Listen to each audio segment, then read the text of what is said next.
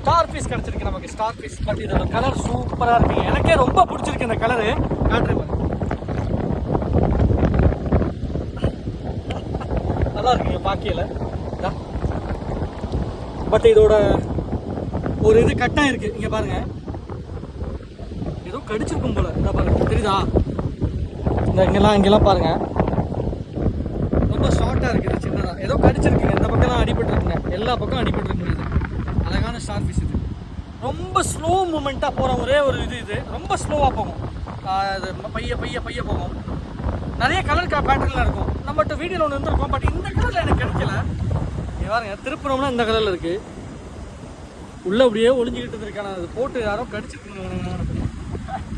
நல்லா இருக்குங்க, பாக்கியில் அழகாக இருக்குங்க. விட்டுருவோம் நம்ம. சரி போ.